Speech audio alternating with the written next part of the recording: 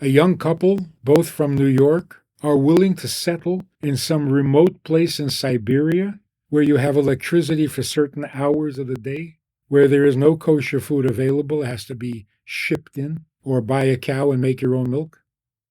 The third day of the Hebrew month of Tammuz is the anniversary of the passing of the Rebbe, the Lubavitcher Rebbe of blessed memory.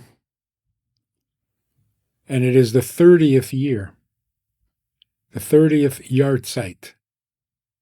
It's been 30 years since the Rebbe passed away.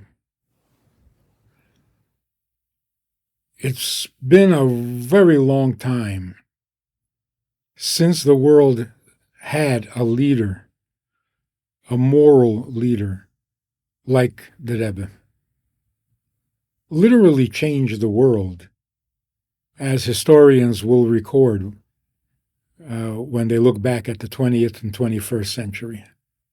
Coming out of the Holocaust, 1951, the Rebbe assumed leadership, 1950, changed the world. Certainly changed the Jewish world. And if you change the Jewish world, you've changed the world.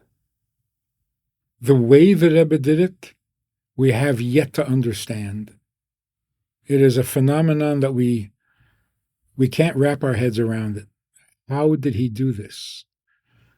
How did he come out of the lowest point in Jewish history and turn it all positive and optimistic and outgoing, life-changing, world-changing?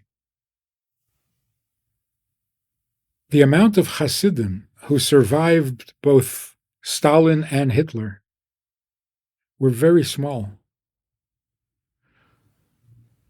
The Rebbe had very few people to work with in 1950. The mood was not encouraging. And yet, mystery of mysteries, how did the Rebbe do this? How did the Rebbe take young Americans or others from the free world and inspire them to put their own interests aside and devote their entire lives to a Jewish community somewhere on the planet? In some places with a very difficult lifestyle, different culture, different language. A young couple, both from New York, are willing to settle in some remote place in Siberia where there's a tiny Jewish community, where you have electricity for certain hours of the day, where there is no kosher food available, it has to be shipped in, or buy a cow and make your own milk. And it's a one-way ticket. They're there for life. Where does such optimism, where does such idealism, where does such strength come from? All over the world. Thousands of couples. And then the teachings, the insights, the brilliance, the understanding and appreciation of Torah. Breathtaking. And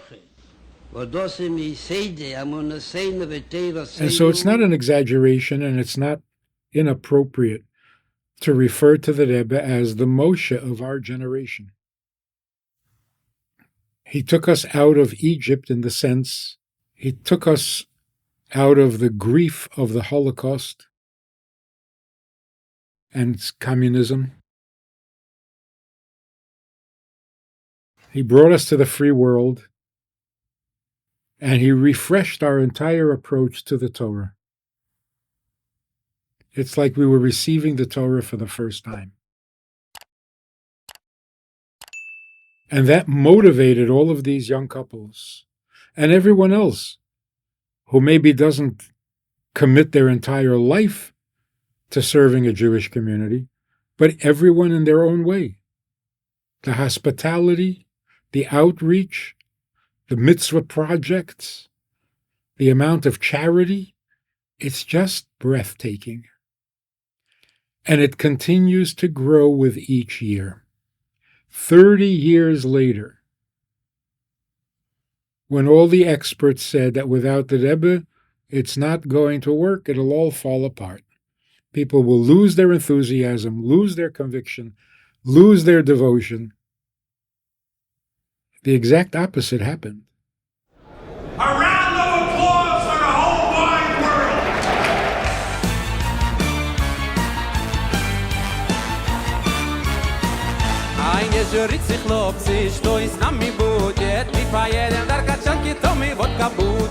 There's no question that the Rebbe planned and did whatever necessary to make sure that young couples who never saw the Rebbe, who were born after the Rebbe passed away 30 years ago, and yet they have the same devotion, the same commitment, the same idealism, and it's all voluntary. What is the secret? It will take many generations before we appreciate. But the important thing is, no one who knew the Rebbe, no one who read about the Rebbe, is going to let the Rebbe's vision remain unfulfilled. It's too great, it's too vast, it's too important, it's too necessary. We can't let it go. The Rebbe's view of what life is supposed to be like, which is nothing short of bringing Mashiach, has to work.